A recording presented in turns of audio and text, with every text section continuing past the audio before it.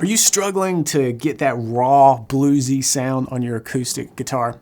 So many of us really hit this roadblock. It's a challenge, but there's good news. You can really upgrade your acoustic blues with just two simple chord shapes. And once you get this idea, you're going to be well on your way to nailing that bluesy sound that you're chasing. And the cool part is that you might even find yourself creating some awesome chord moves on the fly without even thinking about it. And that is the fun part. It adds so much more feel to your playing. And if you don't give this a shot, you might just stay stuck playing the same old patterns over and over, and we don't want that. So let's dig into these two chord shapes and level up your blues. If you're ready, let's get started. Two simple chord shapes. These two shapes are played only on the top three strings, and they both relate to chords you probably already know. We're going to be working with what I call the triangle shape and the L shape. This shape I call the triangle shape. This is an E7 when we play it here at the 4th fret 3rd string, the 3rd fret 2nd string, and 4th fret on the 1st string. And I call it the triangle because it does make this little triangle shape here. You can refer to it that way if it helps you. If not, you can just disregard that. But if you're familiar with a D7 chord, it's really that same shape, just moved up 2 frets. And if you're not familiar with that, I bet you're familiar with a D major chord. And if we just drop the note that's on the 2nd string down 2 frets and keep the other two the same, right? Here's a way to do it. Just dropping that note, then we have a D7. We're just moving that up 2 frets. And again, I like to think of this as a triangle shape. It's a shape that I use a lot in acoustic blues. I think of this as an L shape. From behind the guitar, it looks like the letter L. We go down and then we go over just a little bit less. Now, you don't have to think of it as an L shape. You could think of it as the A7 shape, particularly when you include the 4th string. I'm just barring across the 2nd fret up to the 1st string, which is fretted at the 3rd fret. And that gives us that really bluesy dominant 7th chord sound, an A7. But we're just focusing on the top 3 strings here. And as we do, we've got 2nd fret, 2nd fret, and 3rd fret. Now, you'll often see me kind of relax my hand and get a little bit closer together in my fretting and use my ring finger to play the 3rd fret. You don't have to do that, but it's much more comfortable for me, so I'll fret it that way often. Now, you might be thinking, how can just two shapes have such a big impact on your playing? And that's a fair question. But I don't know about you, but sometimes we think that getting better at the guitar means playing more complicated licks and tricks and knowing a whole bunch of theory, but sometimes the opposite is true. The blues isn't really about adding complexity, it's about feel. And these two shapes, when you use them together, can really pack a punch. They just sound so great together.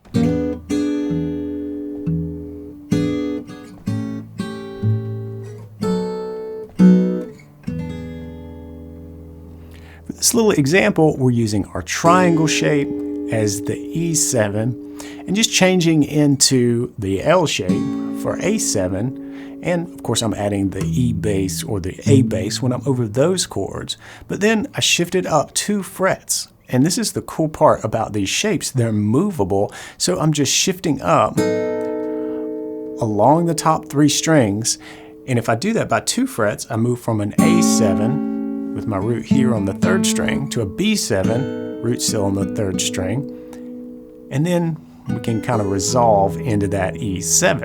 And this gives us a glimpse at how these 3 chords really work together in a bluesy sound. And these two shapes really help us stay close to the same position. So these tones really work nicely together. So by stripping away complexity, we get straight to the heart of things and we make music. And now that we've got these two shapes down, let's explore how we can really bring them to life. We've got our 2 chord shapes, but how do we turn them into real blues? We're going to start improvising using 2 simple techniques. And if improvising sounds scary, don't worry. The 2 techniques I'm going to share will keep you right in the sweet spot so you won't get lost or even have to worry about hitting wrong notes.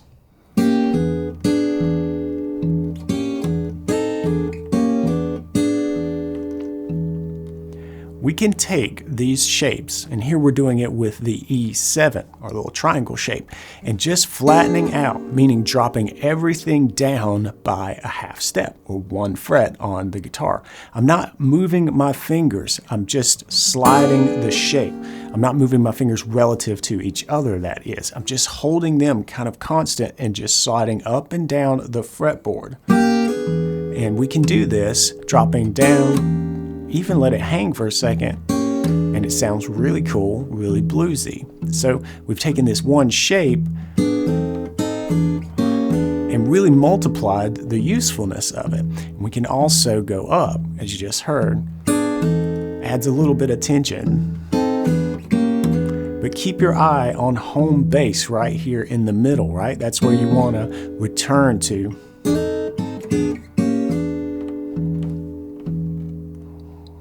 Moving these shapes up or down by just 1 fret at a time can really change the feel of what you're playing. It's kind of like adding a different shade of color onto things, and you're moving, yet you know where home is, which makes it a really good thing when you're starting to improvise using chords. Now, maybe you noticed I was picking all the chord tones together, but we can do more than that to add some texture. Let's take a look. Let's revisit our L shape here with an A7. Now, one thing that we can do to add some texture is change the way we pick. So far, we've been just plucking the 3 strings on top all together, right? Like this. Even when we moved, like in our E7, which we can do with our A7, by the way, we can go up and then drop back down, coming back home here. But all of that was played with that sort of simultaneous picking, which sounds really good. But check this out. We can separate and work that in. There we've got some separated picking, just moving through the top 3 strings. The other thing that we can do to add some different texture to this is a little brush up, where we just strum up, starting on the 1st string, and use your index finger to strum up through those top 3 strings. And when you combine that, you can get some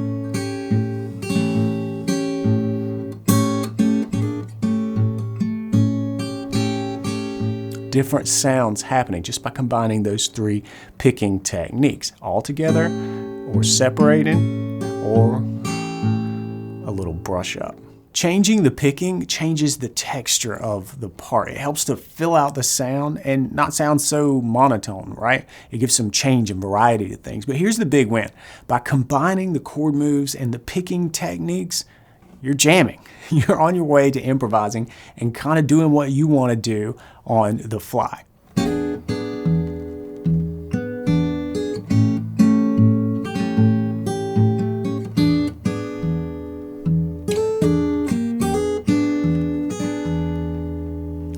Here I'm combining everything that we've covered so far. We've got the 2 chord shapes making an appearance here. Here's the triangle, and there's our L shape, but I'm picking the top 3 strings together or picking through them, separating everything out, just picking 3rd string, 2nd string, 1st string in this case. Changing chords, little brush up,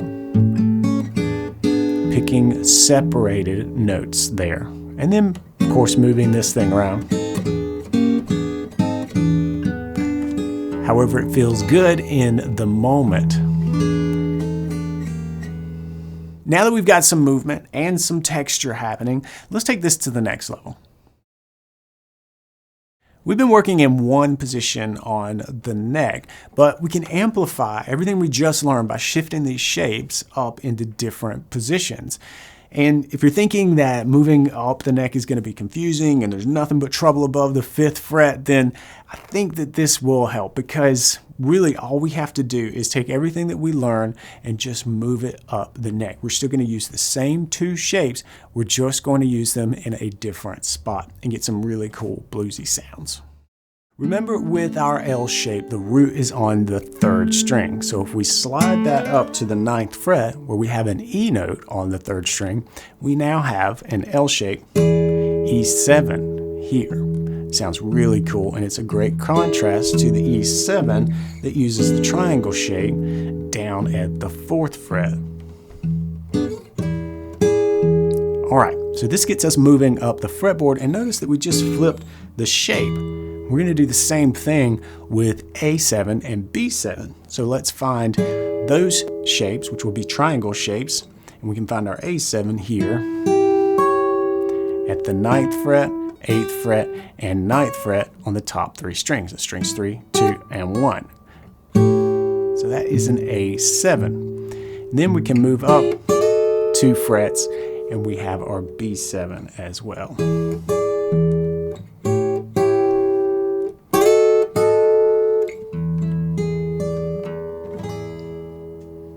Same shapes, different place, whole new sound. To get comfortable playing through a 12-bar blues and improvising around these chord shapes in both of these positions, maybe you'll come up with something like this.